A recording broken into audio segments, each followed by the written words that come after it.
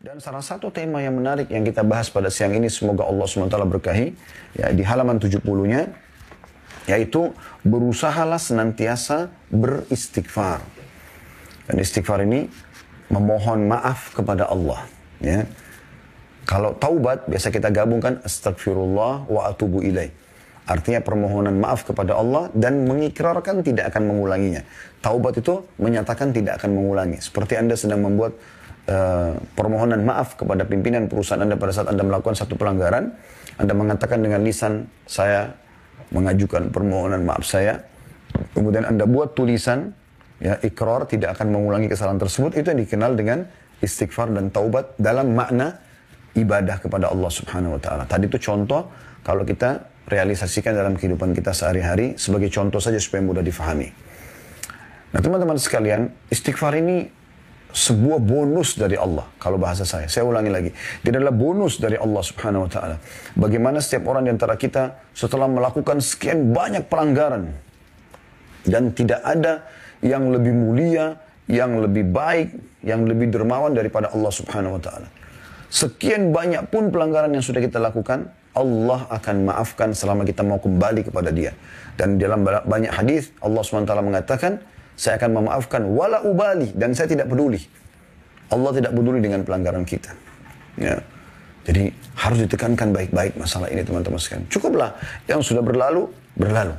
Sampai kita bicara sekarang, hari ini, ke depan. Jadilah orang mukmin dan mukminah yang benar, yang mengisi sisa umurnya ini, yang kita tidak tahu kapan akan berakhir, ya, karena ajal itu rahasia Allah Subhanahu wa Ta'ala. Kita isi dengan kebaikan-kebaikan, ketaatan-ketaatan. Ya. Dan ini adalah bonus yang luar biasa. Bahkan saya bisa membahasakan istighfar itu dan taubat adalah tiket VIP menuju ke surga di akhirat sana, dan tiket VIP untuk mengembalikan fasilitas yang Allah berikan sebagai rezeki di dunia. Ya, karena dengan taubat, kata Nabi SAW tadi hadis yang sudah saya bacakan, ya, taubat tajubu ma qablah. Taubat membersihkan semua kesalahan yang lalu. Jadi Anda sudah diputihkan. Pernah sudah diputihkan berarti fasilitas secara duniawi dari rezeki dan kebutuhan kita akan dikembalikan oleh Allah Subhanahu wa Ta'ala. Bahkan bisa ditambahkan karena kita lebih giat dalam patuh. Dan di akhirat pada saat meninggal kita masuk ke dalam surga. Lalu kenapa teman-teman kita tidak berusaha selalu istighfar? Itulah judul kita. Berusaha senantiasa istighfar. Tidak ada ruginya beristighfar itu. Pernah satu kali Imam Ahmad rahimahullah, di masa akhir hidup beliau, tergerak hatinya untuk datang ke sebuah kota. Tapi beliau tidak tahu kenapa beliau ke sana gitu. Beliau datang, kemudian sampai ke kota itu, beliau tidak kenal orang-orang, maka beliau ke masjid, ikut sholat.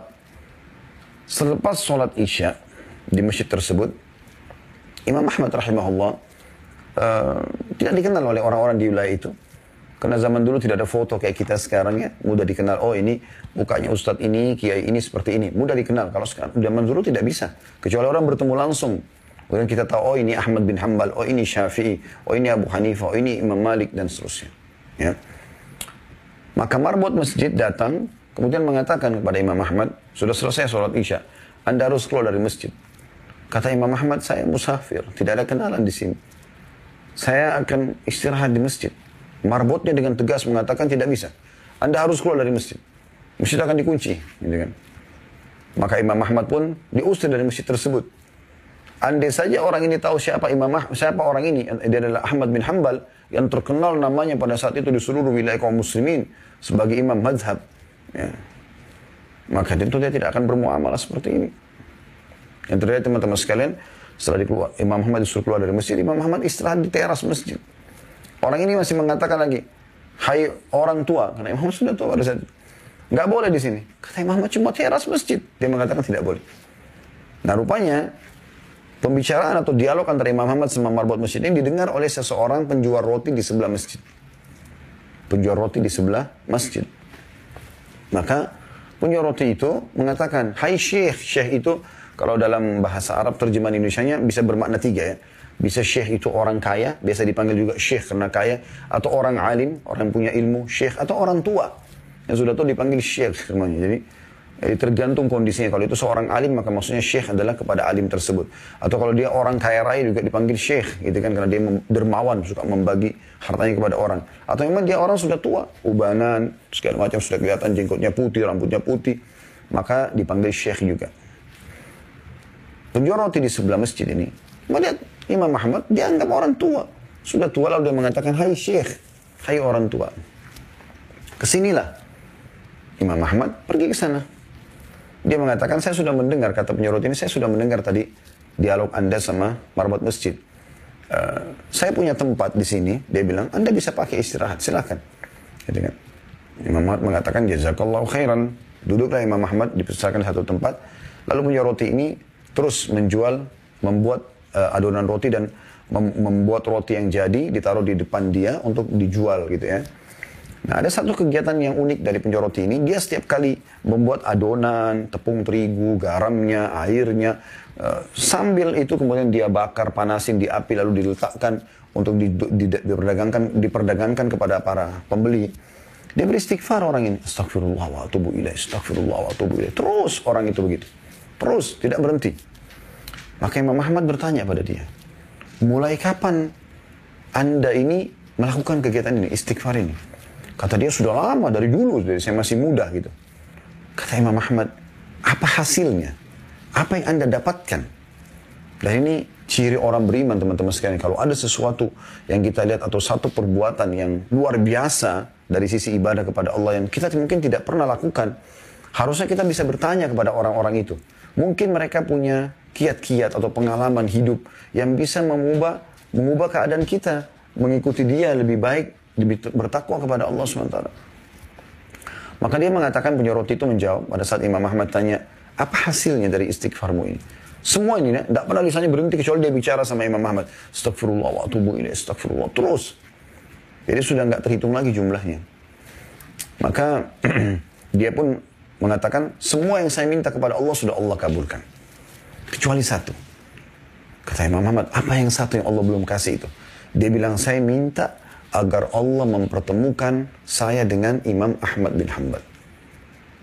Maka Imam Ahmad bin Hanbal tiba-tiba bertakbir, Allahu Akbar. Kata orang tersebut, kenapa Anda bertakbir? Dia bilang, saya Ahmad bin Hanbal. Allah datangkan saya dari kota saya ke kota ini tanpa ada seorang pun yang saya kenal. Kemudian saya diusir oleh marbot masjid sehingga saya didatangkan oleh Allah ke tempatmu ini karena istighfarmu tadi. Jadi bagaimana istighfar orang ini sampai mendatangkan yang dia inginkan. Ini sesuatu yang luar biasa. Bagaimana fasilitas dunia itu Allah berikan, kembalikan kepada dia. Ini baru di dunia, belum di akhirat. Ya, belum di akhirat. Dalam sebuah hadits Bukhari dijelaskan bahwasanya akan ada orang nanti diberikan derajat yang tinggi di surga. Dia sendiri tahu dia nggak mungkin sampai ke derajat itu. Dia mengatakan, dari mana wahai Tuhanku ini? Saya tidak merasa pernah mengerjakan amal-amal sehingga saya sampai derajat ini. Apa kata Allah Subhanahu wa taala kepada dia? Itu istighfar anakmu untukmu. Jadi mengajarkan kepada anak agar memohon ampun buat orang tua, itu luar biasa. Istighfar meninggikan derajat di surga nanti. Bukan hanya sekedar masuk surga. Terus dengan istighfar yang ada, baik kita lakukannya atau kita orang lain yang memohon ampun kepada Allah untuk kita, maka akan sama hasilnya. Jadi teman-teman, luar biasa yang harus diperhatikan. Dalam pembukaan kita saya ingin coba mengangkat sebagian perkataan salaf sebelum kita baca bukunya ya, tentang masalah istighfar ini. Abu Musa al-Asy'ari radhiyallahu anhu, Abu Musa al-Asy'ari radhiyallahu anhu, sahabat Nabi yang mulia, berkata, dahulu kita memiliki dua penyelamat, ya, dua pelindung dari siksa Allah. Salah satunya telah pergi, yaitu keberadaan Rasulullah SAW. Selama Rasulullah ada, Allah tidak akan turunkan azabnya kepada umat ini. Dan Nabi SAW selalu dapat wahyu dari langit. Tapi Nabi SAW sekarang sudah meninggal. Dan tersisa satu di tengah-tengah kita, yaitu istighfar. Kalau istighfar juga sudah pergi, niscaya kita akan binasa. Ya? Ini statement yang luar biasa. Renungi teman-teman sekalian. Kata beliau, dahulu kita memiliki dua penyelamat dari azab. Atau kami memiliki dua penyelamat dari siksa Allah. Yang satu sudah pergi dan sisa yang satu lagi. Yang sudah pergi adalah keberadaan Rasulullah SAW dan tersisa adalah istighfar. Kalau dia pun pergi dari kita, maksudnya dari lisan kita, ya, maka kita pun akan binasa. Rabi' bin Hutsaim rahimahullah, seorang ulama tabi'in masyhur dengan keimanannya berkata, merendahlah kalian kepada Rabb kalian. Berdoalah kepadanya di kala senggang. Karena Allah SWT berfirman dalam hadis qudsi, Man da'ani fir rakha'i ajabtuhu fis syiddah. Siapa yang berdoa kepadaku pada saat sedang lapang, lagi sehat badannya, lagi banyak hartanya, lagi harum namanya, ya, lagi baik hubungannya dengan istri dan anak-anaknya, hidup di lingkungan yang nyaman, kendaraan tunggangan yang nyaman, dia berdoa kepada Allah pada saat itu, maka Allah akan mengijabah permintaannya pada saat dia sedang sulit. Karena kan biasanya orang kalau lagi melimpah nikmat Allah, dia malah lalai, ya. Contoh misalnya teman-teman lagi rekreasi nih, ya, keluar kota dengan keluarga. Coba Anda perhatikan, biasanya kita lalai. Kita mendapatkan hotel bintang 5, pemandangan yang indah, udara yang segar, fasilitas yang luar biasa, memukau, memuaskan jiwa. Maka biasanya orang lalai, sholatnya telat. Nggak lagi baca Quran, zikir pagi petangnya terbengkalai. Ya. Sering nggak Anda lihat pada saat lagi liburan sekolah, biasanya, sebelum masa pandemi, ya, kemana orang-orang tua baca anak-anaknya? Banyak yang mengajaknya ke kolam renang, di sana terbuka aurat. Laki-laki dan perempuan. Ya. Laki-laki cuma pakai celana pendek, bahkan mirip seperti celana dalam, mohon maaf. Perempuannya cuma pakai BH dan celana dalam. Dan disaksikan oleh anak-anaknya. Mereka pun dengan jilbab besarnya si ibu, ayahnya mungkin kelihatan ada simat atau tanda-tanda iltizam, ya, ketaatan kepada Allah dari pelihara jenggot, mungkin dia pakai baju koko, pakai kopiah, misal contoh, ya.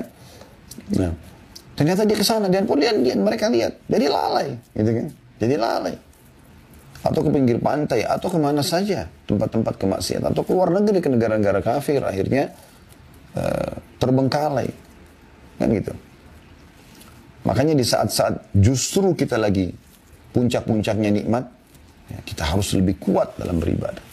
Harusnya pada saat kita ke puncak, ya, kalau mohon maaf teman-teman yang di luar dari Jabodetabek, mungkin yang belum pernah pun ke sini, puncak itu nama satu wilayah di Jawa Barat yang memang tempat rekreasi, biasanya orang pergi di weekend, ya, di Sabtu Ahad untuk rekreasi keluarga, banyak villa-villa yang disewakan. Mungkin di setiap kota Anda juga ada itulah, ya. Maka orang kadang-kadang pergi seperti ini, lalai mereka. Harusnya kita pada saat pergi seperti itu makin bagus sholat malamnya, di udara yang sejuk, di hotel bintang 5, di pemandangan yang indah, di situ Anda berzikir, Anda bertafakur, duduk di teras hotel, Anda memikirkan penciptaan langit dan bumi. Harusnya seperti itu, ya. Bukan malah lalai. Bukan malah melakukan kemaksiatan kepada Allah SWT. Nah, ini kata kunci, kalau orang mengingat Allah, berdoa kepada Allah, di saat dia sedang senang, malah dia makin giat beribadah, maka Allah akan mengijabah permohonan dia di saat dia lagi susah, ya. Wa man sa'alani a'taituhu, lanjutan hadis. Dan siapa yang memohon kepadaku, kata Allah, aku akan berikan. Mungkin ada di antara Anda yang berkata, ada permintaan saya yang belum diterima, belum diberi oleh Allah, Ustaz. Maka saya jawab, mungkin. Tetapi mayoritas permintaan Anda sudah Allah kasih. Ada yang Allah tunda, mungkin karena permintaannya tidak wajar, atau dia minta sesuatu yang wajar tapi Allah ingin menguji keimanannya sehingga ditunda beberapa saat, tapi Allah akan ijabah. Contoh mayoritas permintaan kita sudah Allah kabulkan. Bukankah setiap hari kita lapar, teman-teman sekalian? Begitu kita lapar, di hati kita terbesit saja mau makan. Tiba-tiba kita dapat makanan tuh. Kalau tidak, kita nggak mungkin hidup sampai sekarang, kan? Bukankah tiap hari kita haus? Tapi begitu kita haus, kadang-kadang cuma kita ucapkan haus nih, mata kita dan pikiran kita terarah ke satu supermarket, lalu kita beli minuman misalnya. Dan kita bebas memilih minuman yang mana kita inginkan. Lalu kita meneguk minuman yang dingin dan sejuk itu, ya, sehingga menghilangkan dahaga kita. Ya, bukankah banyak sekali ya yang lainnya, kita misalnya setiap hari ingin berpenampilan dengan penampilan yang bagus, yang membuat kita nyaman dan penilaian orang juga jadi positif kepada kita. Dan kita punya pakaian. Kalau mau dihitung teman-teman sekalian, pakaian kita dari kita masih bayi sampai kita sekarang ini, berapapun umur Anda, mungkin itu sudah puluhan juta, mungkin ratusan juta nilainya. Begitu juga dengan makanan yang kita konsumsi. Belum lagi hal-hal yang lain, yang gratis. Oksigen yang kita hirup, cahaya yang ditangkap oleh mata, suara yang ditangkap oleh kuping, sehingga kita bisa dengar. Kita nggak tuli, nggak buta, ya, nggak bisu. Itu kan luar biasa itu. Nikmat Allah subhanahu wa ta'ala. Lidah kita masih berfungsi, bisa bedakan mana pahit, mana asin, ya, mana manis dalam waktu seketika. Hidung kita masih bisa membedakan mana bau wangi, bau busuk seketika. Kan itu luar biasa. Telinga kita masih bisa membedakan mana intonasi suara yang tinggi, yang keras, mana yang tidak. Mata kita masih bisa menangkap cahaya sehingga terpantul, ya, sesuatu yang kita bisa melihat dari cahaya tersebut, apa yang ada di depan kita. Makanya kalau gelap sekali kan, karena tidak ada cahaya yang masuk ke mata kita nggak bisa melihat, gitu kan. Kemaluan kita masih berfungsi, kaki kita masih berfungsi, dan seterusnya. Nikmat yang luar biasa yang Allah siapkan. Ya. Maka Allah sudah berikan kepada kita sebenarnya. Allah berikan kepada kita banyak hal. Cuma sebagian yang Allah belum berikan, sebagaimana alasan tadi saya katakan. Mungkin tidak wajar, atau wajar, tapi Allah ingin menguji keimanan kita. Lanjutan hadisnya, وَمَنْ تَوَاضَعَ لِي رَفَعْتُهُ. Dan siapa yang merendah kepadaku, kata Allah SWT, maka akan meninggikan derajatnya. Merendah, bukan menghinakan diri ya, tapi merendah, mengalah. Karena Allah Subhanahu Wa Ta'ala. Lanjutan hadisnya, وَمَنْ تَفَرَّغَ لِي رَحِمْتُهُ. Siapa yang meluangkan waktu khusus untukku, maka aku akan mengasihi dia. Khusus untuk ibadah kepada Allah SWT. Lagi ada waktu khusus berdoa, berzikir, sholat, puasa, baca Quran, dan seterusnya. Dan saksi bahasan kita akhir hadis, وَمَنِ اسْتَغْفَرَنِي غَفَرْتُ لَهُ. Dan siapa yang memohon ampun kepadaku, maka aku akan memaafkannya. Hadis ini, ya, hadis sahih tentunya ini, ya. Tapi perkataan Rabi' ibn Hutsaim rahimahullah ini diambil dari kitab Minhajus Shalihin halaman 951. Ini belum kita masuk ke bahasan kitab kita ya. Saya hanya ingin menghadirkan sebelum kita masuk panjang lebar ini teman-teman sekalian ke pentingnya istighfar. Kenapa tema kita ini berusaha selalu istighfar? Ibnul Jauzi berkata rahimahullah, iblis berkata, aku membinasakan anak cucu Adam dengan dosa. Perhatikan, iblis membinasakan kita dengan dosa. Karena dengan dosa kita akan jauh dari Allah Subhanahu Wa Taala, jauh dari fasilitas yang Allah siapkan karena kita melanggar. Nabi Adam alaihissalam dikeluarkan dari surga melanggar, gitu kan? Sampai dia memohon ampun kepada Allah. Itu pun ya, butuh waktu untuk kembali lagi ke surga. Dan mereka membinasakanku, kata iblis, dengan istighfar dan la ilaha illallah. Upaya yang sangat besar dari iblis untuk menyesatkan manusia, itu seketika habis setelah dia bermaksiat 20 tahun, 30 tahun. Dia beristighfar di tahun 31-nya, ya, atau tahun 41 dari setelah dia kemaksiatan. Allah maafkan semuanya. Habis upaya iblis. Maka binasa, kata iblis. Saya binasa ini karena upaya saya semua, energi yang saya keluarkan, strategi dan segala macam habis dengan istighfar. Dan la ilaha illallah. Dengan terus bergantung, memahami makna tidak ada Tuhan yang berhak disembah kecuali Allah, lalu hanya bergantung kepada Allah. Dengan penuh keyakinan Allah itu maha kuasa, maha adil, maha baik, ya, dan seterusnya. Dan ini statement yang luar biasa. Lalu kata beliau, iblis masih berkata, manakala aku melihat hal itu pada mereka, aku tanamkan pada mereka nafsu, ya, hawa nafsu, di mana mereka berbuat dosa tapi mereka tidak beristighfar karena mereka mengira diri mereka berbuat baik. Jadi orang kalau sudah buat maksiat yang iblis lakukan dengan para pengikutnya, bagaimana membuat orang itu nyaman dengan dosa tersebut, atau bahkan sebaliknya. Kalau dia ahli ibadah, dia seakan-akan sudah kotor, sudah pelanggar, nggak perlu istighfar. Ini keliru. Di poin ini penting teman-teman sekalian. Setiap Anda mulai mau terjerumus dalam kemaksiatan, ingat Allah SWT. Dan kalau ada peringatan dalam hati, khawatir dan segala macam, berhenti. Jangan lagi melakukannya. Lari kepada ketaatan kepada Allah SWT. Anda yang bisa menyelamatkan diri Anda sendiri. Allah mengatakan dalam Al-Quran, A'udzubillahi minasyaitonirrajim, innallaha la yughayyiru ma biqaumin hatta yughayyiru ma bi anfusihim. Allah tidak akan pernah mengubah nasib satu kaum sampai mereka mengubah nasibnya sendiri. Ini poin penting. Justru pada saat itu Anda beristighfar kepada Allah Subhanahu Wa Taala. Jangan terus melakukan kemaksiatan itu. Berhentikan. Qatada berkata rahimahullah, perkataan yang luar biasa ini. Dia mengatakan, Al-Quran menunjuki kalian penyakit dan obat penyembuh kalian. Al-Quran menunjukkan kepada kalian tentang penyakit yang berbahaya buat kalian. Dan ada penawarnya. Ada obatnya. Penyakit kalian adalah dosa. Penyakit kalian adalah dosa. Nah, kita harus paham, jadi dosa itu penyakit, racun. Berbahaya buat kita. Dosa itu untuk dipelajari dan ditinggalkan. Amal soleh dipelajari itu diamalkan. Dan obat penyembuh kalian dari dosa tersebut adalah istighfar. Adalah istighfar. Ali radhiyallahu anhu berkata, statement yang menarik sekali dari beliau, sahabat Nabi yang mulia. Yang aneh adalah orang binasa padahal keselamatan bersamanya. Orang tertahan fasilitas dunianya, penyakitnya nggak sembuh-sembuh, nggak dapat jodoh, nggak bisa maju-maju usahanya dan segala macam hal. Yang aneh adalah orang binasa padahal keselamatan ada bersamanya. Di akhirat juga dia masuk neraka. Maka beliau ditanya, apa keselamatan Anda maksudkan? Kata Ali radhiyallahu anhu, istighfar. Memohon ampun kepada Allah. Apapun permasalahan Anda, saudaraku, saya ulangi lagi, permasalahan apapun yang sedang Anda hadapi, kecil ataupun besar di dunia ini, maka yang paling pertama, istighfar kepada Allah. Berusaha selalu istighfar. Mohon ampun. Karena penyebabnya dosa. Gitu kan?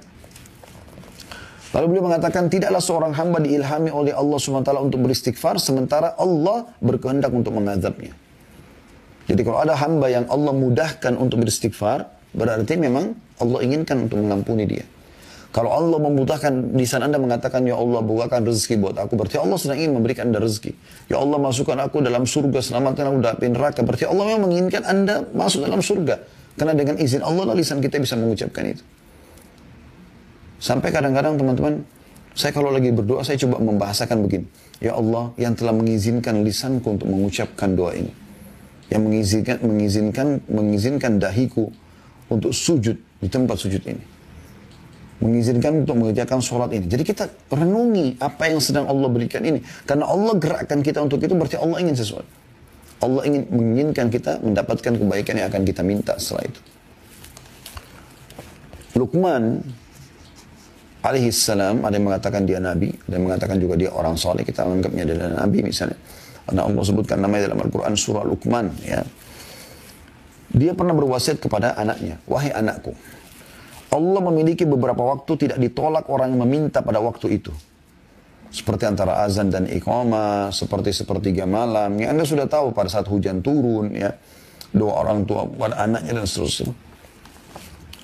Maka perbanyaklah istighfar. Perhatikan di sini, wasiat Luqman alaihissalam bukan perbanyaklah permintaanmu, ya. Tapi dia mengatakan perbanyaklah istighfar. Karena dengan istighfar ini, permohonan maaf, Allah akan berikan semuanya. Perhatikan waktu Nabi Adam alaihissalam melakukan pelanggaran, makan pohon dari pohon yang Allah larang. Apa yang terjadi? Apakah Nabi Adam mengatakan, ya Allah, kembalikan aku ke surgamu? Bukan. Nabi Adam mengatakan, Rabbana zalamna anfusana. Ya Allah, kami telah menzalimi diri kami. Wa in lam taghfir lana wa tarhamna lanakunanna minal khasirin. Kalau Engkau tidak memaafkan kami, mengasihi kami, maka kami termasuk orang-orang yang rugi. Karena Nabi Adam alaihissalam sangat faham dengan memohon ampun kepada Allah akan kembali fasilitas tersebut. Ya, seperti itu. Aisyah berkata, radhiyallahu anha, ummul mukminin, Tuba ini sebuah tempat di surga, ya, pohon di surga, itu sebuah pohon di surga. Tuba bagi orang yang mendapatkan banyak istighfar dalam buku catatan amalnya. Kemudian Abul Minhal rahimahullah berkata, tidaklah seorang hamba didampingi dalam kuburnya oleh pendamping yang lebih dia cintai daripada istighfar. Kalau Anda mau pendamping yang paling Anda suka di kuburan, yang Anda merasa tentram dengannya, karena memang dalam sebuah hadits Bukhari dijelaskan, seseorang itu akan ditemani oleh amalnya.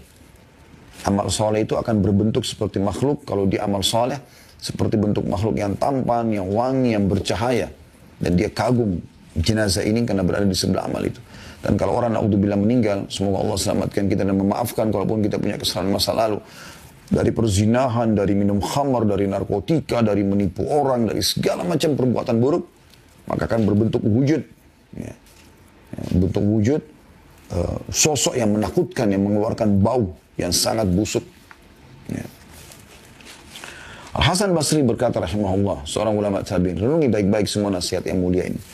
Perbanyaklah istighfar di rumah-rumah kalian, di meja-meja kalian, di meja-meja makan kalian, di jalan-jalan kalian, di pasar-pasar kalian, di majelis-majelis kalian. Karena kalian tidak tahu kapan ampunan itu turun.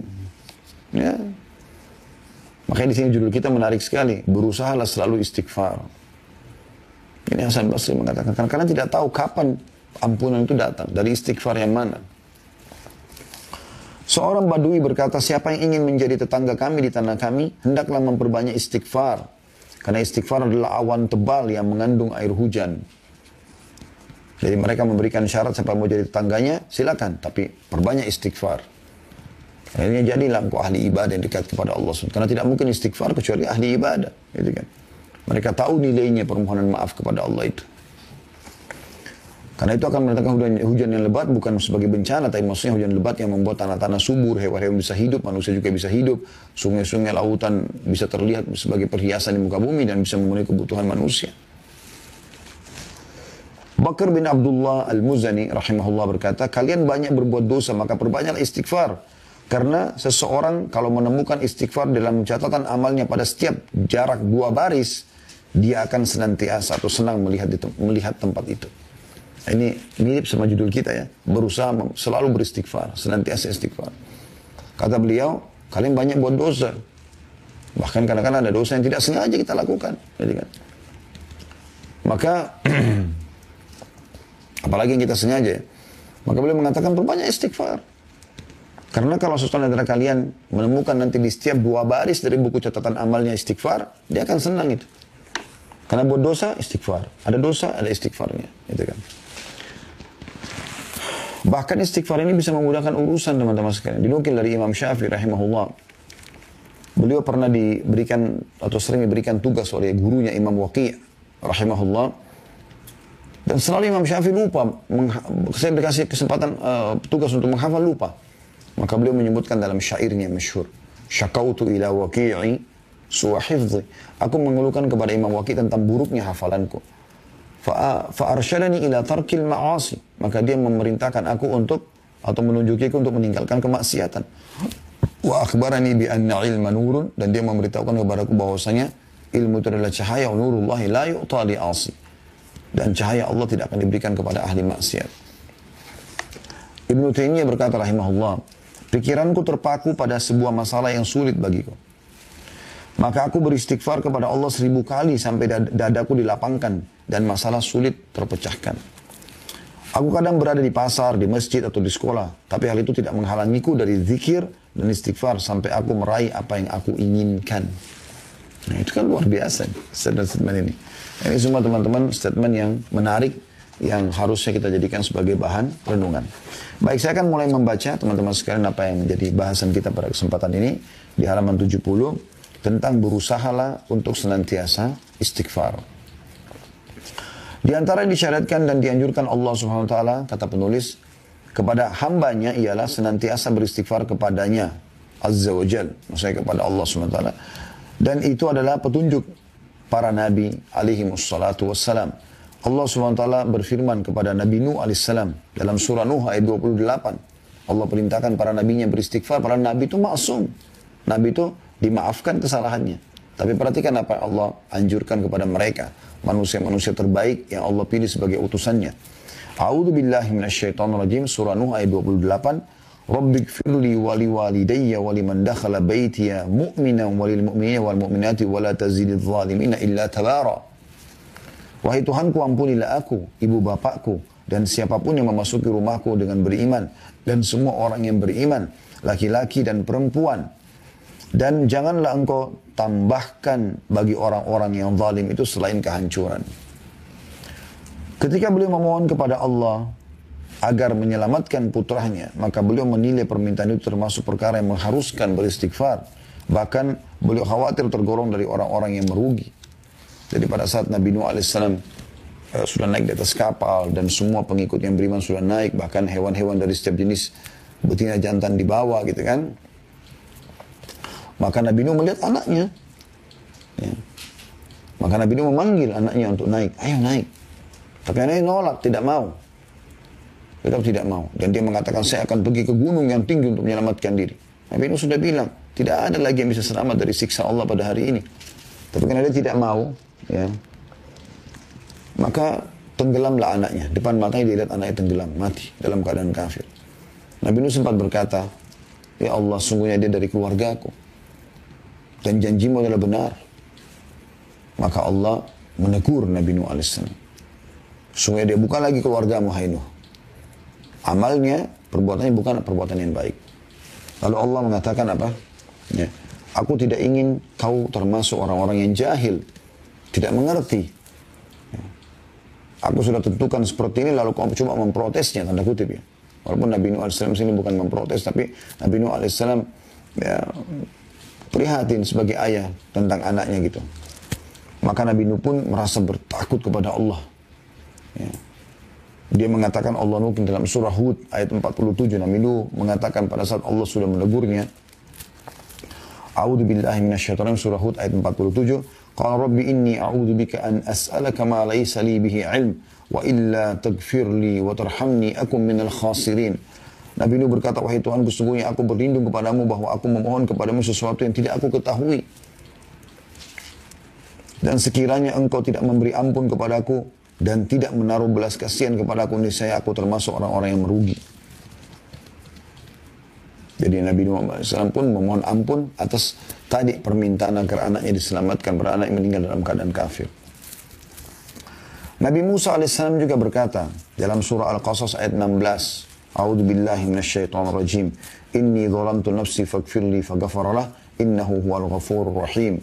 Sesungguhnya aku telah menzalimi diriku sendiri, maka ampunilah aku dengan berbuat kesalahannya.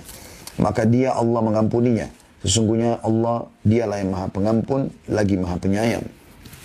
Juga dalam surah Al-A'raf 151 masih kisah Nabi Musa alaihissalam. A'udzu billahi minasyaitonir rajim. Qala rabbighfirli wa li akhi wa adkhilna fi rahmatik wa anta arhamur rahimin. Dia Musa berkata, berdoa, wahai Tuhanku, ampunilah aku dan saudaraku, maksudnya Nabi Harun alaihi wassalatu wassalam, dan masukkanlah kami ke dalam rahmatmu, dan engkau adalah zat yang Maha Penyayang di antara para penyayang. Juga dalam surah Al-A'raf, masih surah yang sama, ayatnya berbeda 155 sampai 156, ya, yang berbunyi, A'udzu billahi minasyaitonir rajim. In hiya illa fitnatuka tudillu biha man tasha' wa tahdi man tasha'. Anta waliyuna faghfir lana warhamna wa anta khairul ghafirin waktub lana fi hadhihi dunya hasanatan wa fil akhirah inna hudna ilaik. Waktub lana fi hadhihi dunya hasanatan wa fil akhirati inna hudna ilaik. Al-ayah, artinya itu tidak lain adalah cobaan darimu ya Allah. Engkau sesatkan dengan cobaan itu siapa yang engkau kehendaki, dan engkau beri petunjuk kepada siapa yang engkau kehendaki. Engkaulah pemimpin kami, maka ampunilah kami dan berilah kami rahmat, dan engkaulah sebaik-baik pemberi ampunan. Dan tetapkanlah untuk kami kebaikan di dunia ini dan di akhirat. Sesungguhnya kami kembali atau bertobat kepadamu.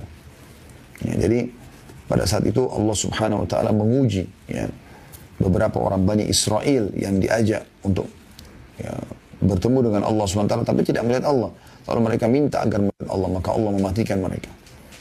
Maka Nabi Musa AS mengatakan, ini cobaan darimu ya Allah. Lalu kemudian beliau segera merendah. Engkau menyesatkan dan memberi petunjuk siapa yang engkau kehendaki. Engkaulah ya, wali kami, penolong kami, pelindung kami. Maka maafkanlah kami dan kasihani kami. Sungguh engkau sebaik-baik pemaaf.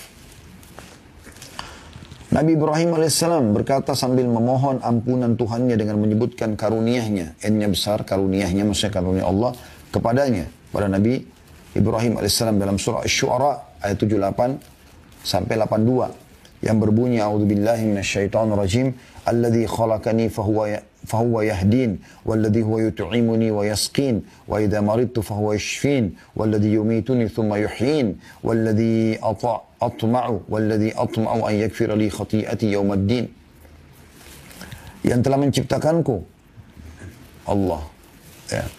Maka dianya besar katakan Allah yang memberikan petunjuk kepadaku, yang memberi makan dan minum kepadaku. Dan apabila aku sakit, dialah yang menyembuhkanku. Dan yang akan mematikanku, kemudian akan menghidupkanku kembali.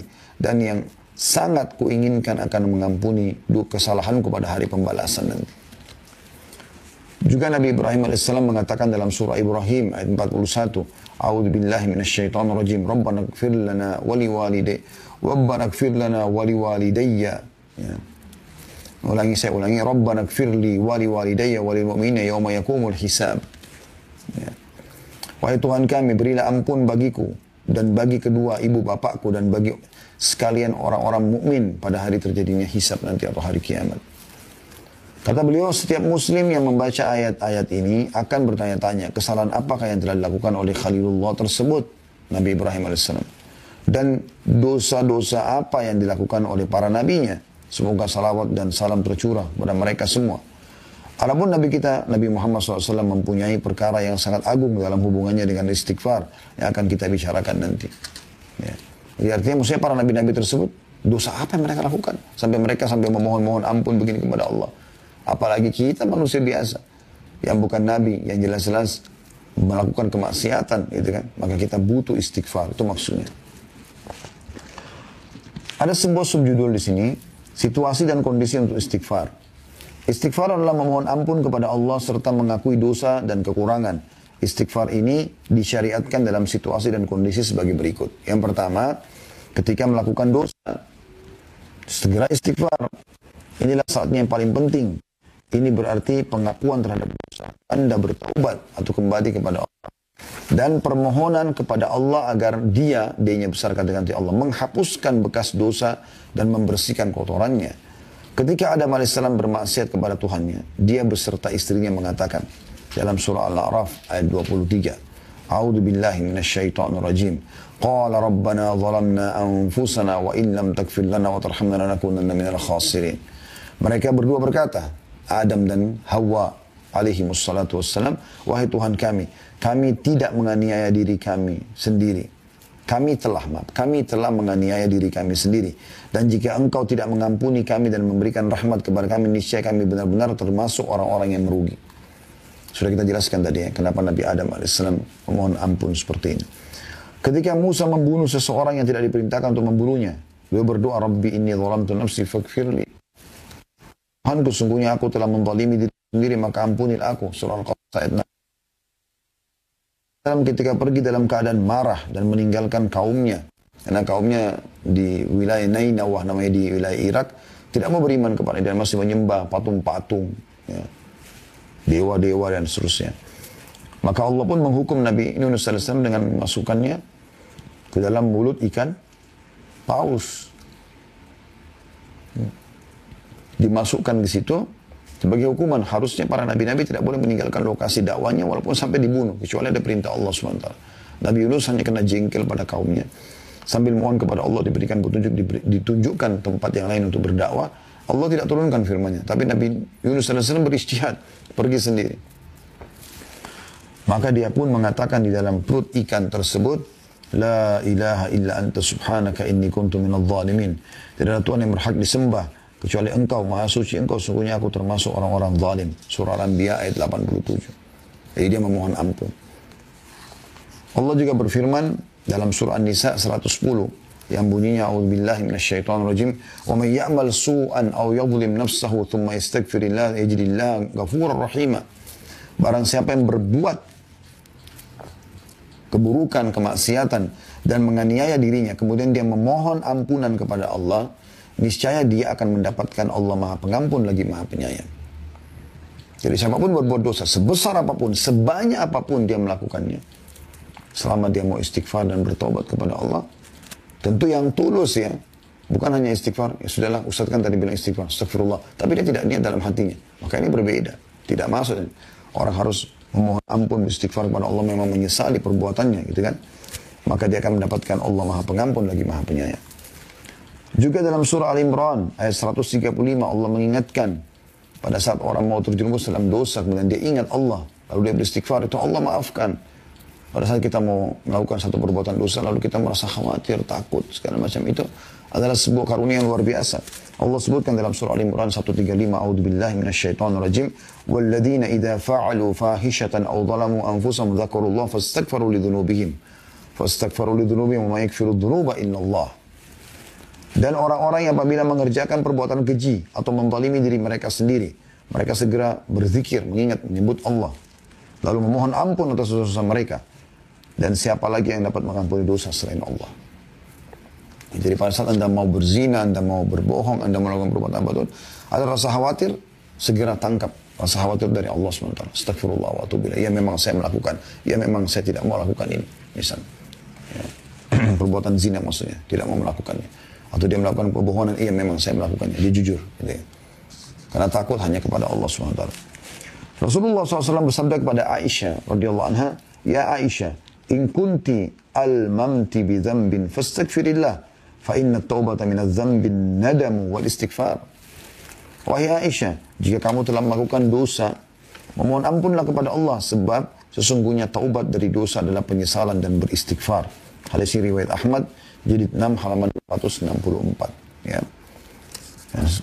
Dari hadis ini kita akan coba membaca beberapa hadis-hadis ya setelahnya yang menjelaskan kepada kita tentang anjuran untuk beristighfar pada saat sedang melakukan perbuatan dosa ya. Kemudian beliau mengangkat lagi hadis yang lain. Hadis Abu Hurairah radhiyallahu anhu disebutkan bahwa Rasulullah SAW bersabda, "Innal 'abda idza akhta'a khati'atan nukitat fi qalbi nuqtatun sauda, fa idza huwa naza'a wastaghfara wa taba suqila qalbu wa in 'ada zida fiha hatta ta'lu 'ala qalbihi wa huwa ar-rannu alladhi dzakara Allah kalla barrana 'ala qulubihim ma kanu yaksibun." Surah Al-Mutaffifin ayat 14. Terjemahan hadis ini, sesungguhnya kata Nabi SAW, seorang hamba melakukan satu kesalahan atau dosa, maka dalam hatinya terbentuk satu bercak hitam. Dosa itu luar biasa. Berhentikan fasilitas, menggelapkan hati, yang merupakan mahkota daripada tubuh ini. Gitu kan. Jika dia meninggalkan kesalahannya, beristighfar dan bertaubat, maka hatinya dibuat cemerlang kembali, dihapus. Menjadi terang benderang lagi, menjadi punya ide yang brilian, semuanya kebaikan yang dia terlintas di hatinya, gitu kan, dari kejujuran, dari tanggung jawab, dari amanah, dari sedekah dan seterusnya. Namun kata Nabi SAW, jika dia melakukan dosa, dia malah dari dosa ke dosa lagi, dari dosa ke dosa terus, bukannya bertaubat, maka bercak hitam itu dibuat semakin bertambah sehingga menutupi hatinya. Dan itulah makna ar-ran yang Allah sebutkan dalam surah Al-Mutaffifin. Ya.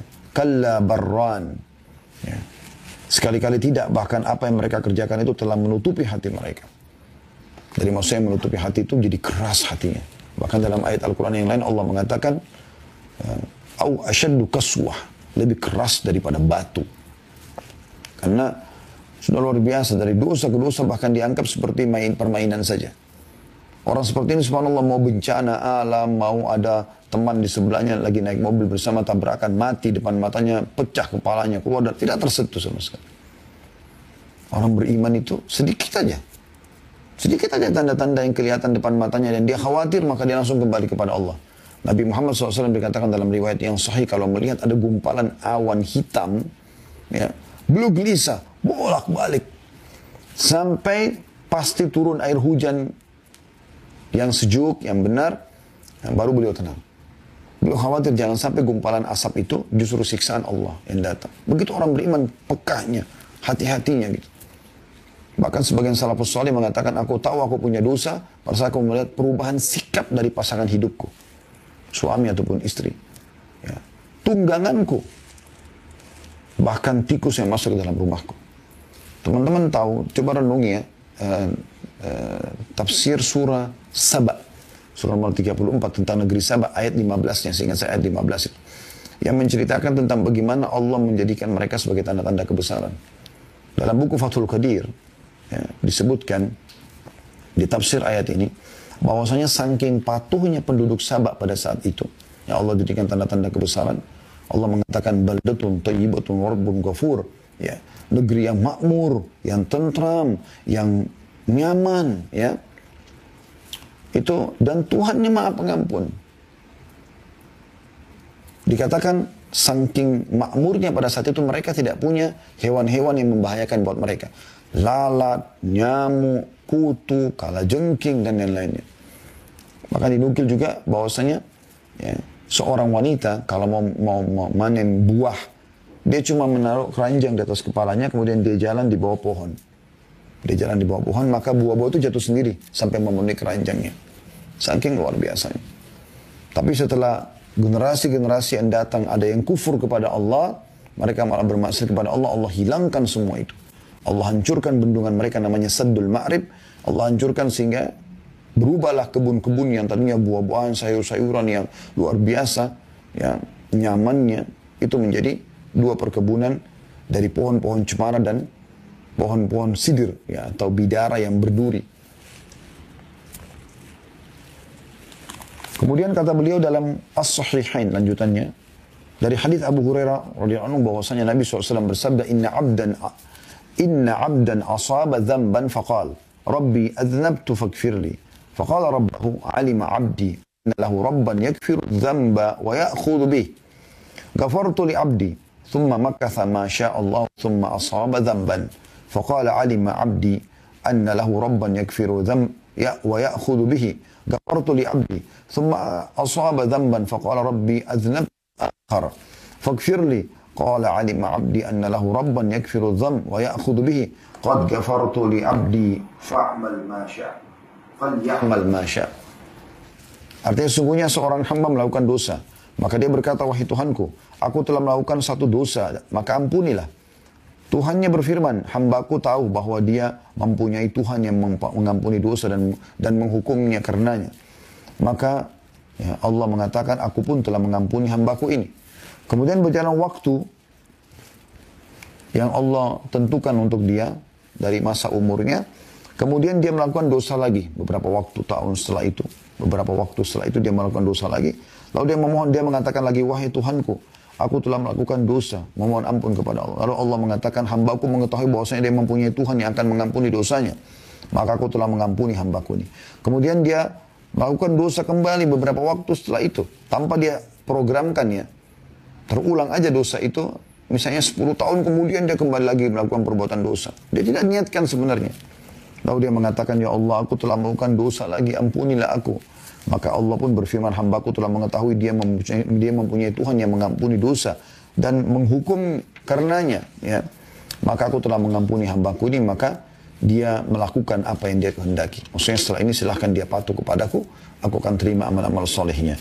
Hadis ini riwayat Bukhari nomor 7507 dan Muslim 2758. Juga Imam Ahmad meriwayatkan di jilid 2 halaman 296. Ya. Jadi ini teman-teman sekalian adalah hal yang luar biasa yang harusnya kita menjadikan sebagai sebuah pegangan ya. Dan saya ingin sebagai penutup teman-teman sekalian kita coba di poin pertama saja dulu.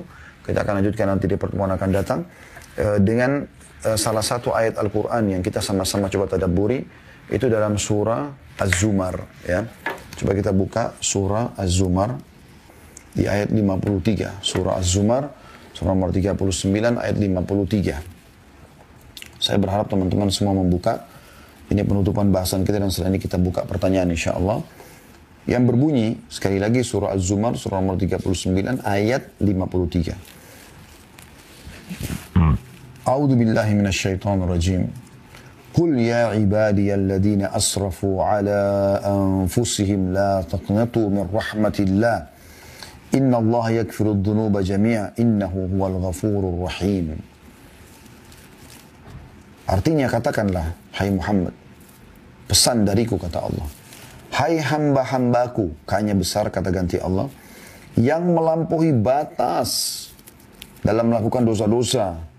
Sudah terlalu banyak dosanya, sudah numpuk tahunan. Katakanlah hai Muhammad, hai hamba-hambaku yang telah melampaui batas. Jadi bukan hamba-hamba yang baru melakukan dosa, yang sudah melampaui batas, berlebihan dalam dosanya. Katakanlah hai hamba-hambaku yang melampaui batas terhadap diri mereka sendiri. Janganlah kamu berputus asa dari rahmat Allah. Yang mengatakan ini sang pencipta Allah. Khusus Allah berikan bagi hamba-hamba yang melampaui batas. Apalagi orang yang tidak melampaui batas itu lebih Allah ampuni. Ini orang yang sudah dosanya, mungkin dia sendiri dalam pikiran dia tidak akan diampuni oleh Allah. Sudah sekian banyak orang dibunuh, diperkosa, wah, minum khamar, narkotika, segala macam lah. Kesalahan, seluruh kesalahan dia lakukan. Ya. Katakan pada mereka, jangan putus asa dari rahmat Allah. Sesungguhnya Allah mengampuni dosa-dosa semuanya. Sesungguhnya dialah yang maha pengampun lagi maha penyayang. Ini ayat yang luar biasa, ayat yang paling luar biasa yang Allah berikan bonus kepada kita tentang masalah pengampunan dosa. Bagi orang yang melampaui batas, dosanya sudah terlalu banyak, tahunan, numpuk-numpuk, tidak ada kata terlambat. Selama Anda masih hidup, lakukan kebaikan. Ya, istighfar kepada Allah Subhanahu wa taala, Allah akan membuka pintu-pintu kebaikan buat Anda. Dan itu Allah jelaskan di ayat selanjutnya 54-nya kita tambahkan ayat ini, wa anibu ila rabbikum wa aslimu lahu min qabli an ya'tiyakumul adzabu tsumma la tunsarun. Dan kembalilah kamu kepada Tuhanmu, segera taat setelah itu. Walaupun sisa sehari umurmu enggak masalah. Dan berserah dirilah kepadanya, N-nya besar kata ganti Allah, sebelum datang azab kepadamu kemudian kamu tidak dapat ditolong lagi. Sebelum datang itu semua. Peringatan-peringatan dari Allah Subhanahu wa ta'ala. Tadabburi ayat-ayat ini teman-teman sekalian. Lihat lagi ayat setelahnya 55. Wattabi'u ahsana ma unzila ilaikum min rabbikum min qabli an ya'tiyakumul adzabu baghtatan wa antum la tash'urun. Ikutilah sebaik-baik apa yang telah diturunkan kepadamu dari Tuhanmu, Al-Quran dan Sunnah. Panduan-panduan itu beramal saleh, tobat dari dosa-dosa. Sebelum datang azab kepadamu dengan tiba-tiba sedangkan kamu tidak menyadarinya. Lagi di diskotik, lagi di bar, lagi nyanyi-nyanyi di karaoke, mati. Ya. Sebelum datang itu. Lalu kemudian ayat 56-nya Allah mengatakan, orang-orang yang tidak sempat taubat ini, antakula nafsun ya hasrata ala ma farrattu fi jambillahi wa in kuntu laminas sakhirin. Pada saat itu dia akan mengatakan, amat besar penyesalanku atas kelalaianku dalam menunaikan kewajiban terhadap Allah. Sedangkan aku sesungguhnya termasuk orang-orang yang mengolok-olok agama Allah. Ya. Jadi ini luar biasa peringatan dari Allah SWT. Tadabbur ayat ini penting teman-teman sekalian. Bagaimana Allah SWT mengingatkan kepada kita agar berhati-hati. Ya.